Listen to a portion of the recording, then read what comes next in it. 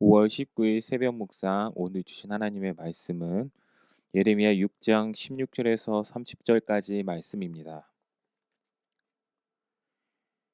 여호와께서 이와 같이 말씀하시되 너희는 길에 서서 보며 옛적 길 곧 선한 길이 어디인지 알아보고 그리로 가라. 너희 심령이 평강을 얻으리라 하나 그들의 대답이 우리는 그리로 가지 않겠노라 하였으며 내가 또 너희 위에 파수꾼을 세웠으니 나팔 소리를 들으라 하나 그들의 대답이 우리는 듣지 않겠노라 하였도다. 그러므로 너희 나라들아 들으라 무리들아 그들이 당할 일을 알라. 땅이여 들으라 내가 이 백성에게 재앙을 내리니 이것이 그들의 생각의 결과라. 그들이 내 말을 듣지 아니하며 내 율법을 거절하였음이니라. 시바에서 유양과 먼 곳에서 향품을 내게로 가져오면 어찌함이냐. 나는 그들의 번제를 받지 아니하며 그들의 희생 제물을 달게 여기지 않노라. 그러므로 여호와께서 이와 같이 말씀하시니라. 보라, 내가 이 백성 앞에 장애물을 두리니 아버지와 아들들이 함께 거기에 걸려 넘어지며 이웃과 그의 친구와 함께 멸망하리라. 여호와께서 이와 같이 말씀하시되 보라, 한 민족이 북방에서 오며 큰 나라가 땅 끝에서부터 떨쳐 일어나나니 그들은 활과 창을 잡았고 잔인하여 사랑이 없으며 그 목소리는 바다처럼 포효하는 소리라. 그들이 말을 타고 전사같이 다 대열을 벌이고 시온의 딸인 너를 치려 하느니라 하시도다. 우리가 그 소문을 들었으므로 손이 약하여졌고 고통이 우리를 잡았으므로 그 아픔이 해산하는 여인 같도다. 너희는 밭에도 나가지 말라 길로도 나가지 말라 원수의 칼이 있고 사방의 두려움이 있음이라. 딸 내 백성이 굵은 배를 두르고 재에서 구르며 독자를 이름같이 슬퍼하며 통곡할지어다.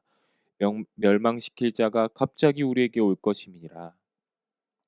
내가 이미 너를 내 백성 중에 망대와 요새로 삼아 그들의 길을 알고 살피게 하였노라. 그들은 다 심히 반역한 자며 비방하며 돌아다니는 자며 그들은 놋과 철이며 다 사악한 자라. 풀무불을 맹렬히 불면 그 불에 납이 살라져서 단련하는 자의 일이 헛되게 되느니라.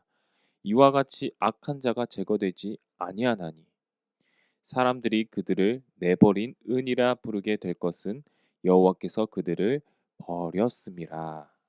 아멘.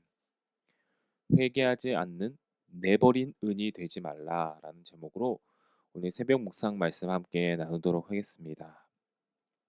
예레미야 6장은 패역한 이스라엘을 향한 하나님의 심판이 가장 강렬하고 확실하게 드러나는 곳입니다. 이러한 심판의 내용을 들은 사람들은 충격과 공포를 느껴야만 하는데요. 그리고 죄의 길로 걸어가고 있다면 자신의 모습을 돌아보고 돌이켜서 생명의 길로 하나님의 백성의 길로 옮겨야 하는 것이 당연합니다. 그러나 유다 백성들은 하나님의 말씀을 들을 귀가 없었고 볼 수 있는 눈이 없었으며 깨달을 마음도 없었습니다.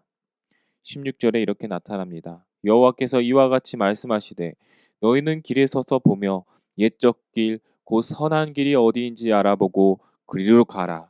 너희 심령이 평강을 얻으리라 하나 그들의 대답이 우리는 그리로 가지 않겠노라 하였으며 하나님께서는 하나님의 말씀을 거부하고 악행을 입삼는 이스라엘 백성들을 방향을 잃고 헤매는 사람들, 길을 헤매는 사람들로 이렇게 비유하고 계십니다.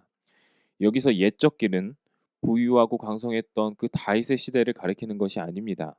오히려 아무것도 없던 광야 시절, 하나님께서 말씀으로 그의 길을 보여주시고 이스라엘은 아멘 화답하여 하나님의 말씀만 순종하여 그 길을 나아갔던 그 시절을 가리킵니다.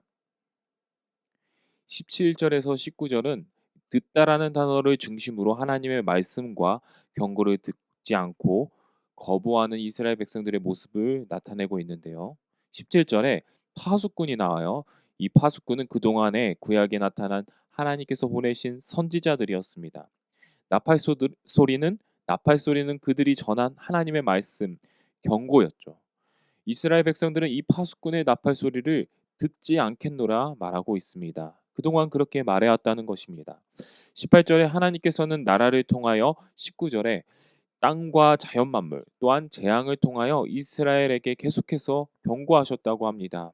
그러나 마찬가지로 이스라엘은 하나님의 말씀을 듣지 않고 율법을 거절했습니다. 20절의 백성들은 시바에서 가져온 향품들, 아주 비싼 고급진 향품들입니다. 그것을 가지고 번제를 드리는 모습이 묘사되는데요. 제물과 형식은 아주 좋은 재료로 아주 정성을 다해 형식적인 것은 잘 갖춰서 준비하는데, 정작 속마음은, 그들의 삶의 행실은 하나님의 말씀과 전혀 다른 악취나는 그러한 제물, 삶의 제물을 올리고 있었다는 이스라엘 백성들의 모습을 나타내고 있습니다. 하나님께서는 그들의 그러한 희생제물, 제사, 예배, 형식적인 예배 받지 않겠다고 말씀하시는 것입니다. 22절에서 26절까지는 이러한 불순종의 길을 걷고 있는 이스라엘 백성들을 심판하시는 말씀이 계속해서 나오는데요. 22절에서 하나님께서는 장애물을 두신다고 합니다. 거치는 돌, 그것은 걸려 넘어져 죽게 되는 결과를 낳게 되는데요. 아무것도 아닌 것 같지만 걸려 죽게 되는 걸림돌과 같은 그러한 장애물을 놓은다고 하신다는 것입니다. 이러한 장애물 때문에 그 이스라엘의 가족과 이웃이 멸망당할 수 있다고 경고하시는 거죠. 22절에는 북에서 오는 한 민족이 등장합니다. 군대가 등장하는데 바벨론 제국을 가리키겠죠. 23절에 그 군대는 잔인하고 무섭게 이스라엘을 멸망시키는 모습으로 나옵니다. 이것은 고대 근동 사람들이라면 누구나 다 알고 있는 극악무도한 바벨론 제국의 모습일 거예요. 역사적 기록을 보니까 제가 그 내용들을 보니까 너무나도 입에 담을 수 없을 만큼 잔인하게 약소 국가들을 죽이고 유린했더라고요. 다 말씀은 드릴 수 없습니다. 너무 잔인해서. 이러한 바벨론 국가가 이스라엘을 점령하러 온다는 거예요. 어떻겠습니까? 너무나도 무섭고 슬펐을 것입니다. 26절에 이스라엘은 굵은 베옷을 입고 슬퍼하며 통곡할 수밖에 없을 것이라고 하나님께서 말씀하십니다. 백성이 유린당하고 멸망당하는 것보다 더 슬픈 사실은 무엇입니까? 이 모든 일들이 하나님께서 바벨론을 사용하셔서 이스라엘을 심판하신다는 거예요. 하나님께서 바벨론을 보내신다는 것이죠. 27절에 하나님께서는 예레미야를 백성을 감독하는 사람으로, 파수꾼과 같이 세운 사람으로 말씀하십니다. 그리고 한 가지 더 비유를 붙여서 대장간에서 이 쇠붙이를 검사하는 사람, 대장간, 대장장이가 쇠붙이를 검사하는데 이스라엘 백성들의 행동과 생활을 조사하는 것, 이것이 대장간의 대장장이가 쇠를 이렇게 조사하고 점검하는 것과 마찬가지로 이렇게 비유하고 계십니다.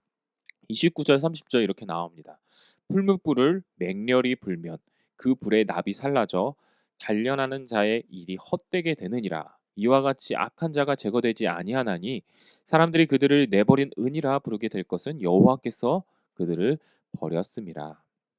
예레미야가 살펴본 바에 의하면 이스라엘은 마치 이 대장장이가 은을 재련했는데 거기에 불순물들이 전혀 제거되지 않고 아무 쓸모없는, 사용할 수 없는 은을 생산한 것과 같다는 모습으로 비유하고 있습니다. 이스라엘도 이러한 불순물로 가득한 불량품 은이 되어버렸다는 것이죠. 그래서 하나님께 버림받을 수밖에 없다는 것을 예언하고 있습니다. 하나님께서는 이스라엘을 순결하고 아름다운 은으로 만드셨습니다. 그러한 길을 제공하셨습니다.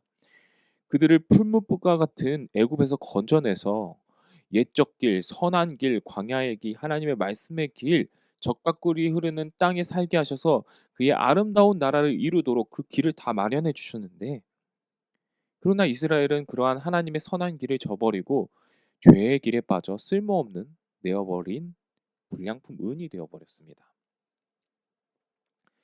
사랑하는 연희교회 성도 여러분, 저와 여러분도 이렇게 하나님께서 옛적 길, 선한 길, 하나님의 인도하심과 훈련이 있는 선한 길로 하나님께서 인도해 주신 분들인 줄 믿습니다.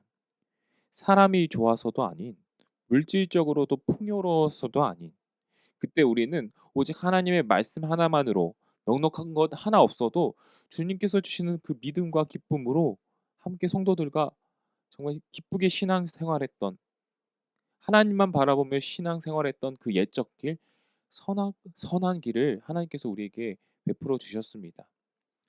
그러나 언제부턴가 세상의 욕심과 내 안의 교만함이 이렇게 밀려 들어와서 하나님의 말씀과 하나님의 말씀에 눈과 귀가 가리워지고 어두워지고 내가 듣기 좋아하는 말씀만 듣고 하나님의 말씀을 온전히 순종하지 못하는 그러한 모습, 아무 쓸모없는 은과 같은 불량품과 같이 되어버린 우리의 모습이 있는가 한번 돌아보았으면 좋겠습니다. 하나님께서는 오늘 예레미야의 말씀을 통해 우리가 다시 한번 뜨거운 용광로로 들어가 우리의 죄를 자복하고 회개하여 우리의 불순물들을 제거하고 다시 한번 순수했던 그 신앙의 때로 돌아가기를 원하십니다. 은보다도 금보다도 더 순결하고 하나님만으로도 기뻐했던 그 행복했던 선한 길, 옛적 길, 그 순결한 은, 정결한 금과 같던 신앙으로 다시 한번 회복하고 주님과의 첫사랑을 회복하는 우리 연희교회 되시기를 주님의 이름으로 간절히 소망합니다. 기도하겠습니다. 하나님, 우리의 옛적 길, 선한 길, 하나님만으로 만족하고 순수했던 그 신앙의 시절, 하나님 다시 한번 우리가 그 길을 회복하기를 원합니다. 너무나도 내 안에 세상의 유혹과 내가 좋아하고 교만함과 하나님 내 안에 너무나도 많은 생각들이 불순물과 같은 것들이 지금 많이 들어와 있습니다. 다시 한번 주님의 뜨거운 용광로에 들어가 우리의 죄를 자복하고 불순물을 제거하고 더 이상 내다버릴 불량품과 같은 은이 돼버리는 것이 아니라 하나님이 사용하시기에 너무나도 편하고 좋은 정결한 순결한 내가 우리 연예교회가 될 수 있도록 주님 인도하여 주시옵소서. 감사드리오며 예수님의 이름으로 기도드립니다. 아멘. 우리 다음 기도 제목으로 함께 기도하겠습니다. 첫 번째, 참된 회개와 순종을 통해 순결한 신앙으로 거듭나는 내가 되게 하소서. 두 번째, 나라와 민족, 교회를 위한 기도입니다. 코로나19의 조속적인 종식과 교회와 모든 성도들의 안전을 위해서. 또한 세 번째, 담임 목사님을 위한 기도.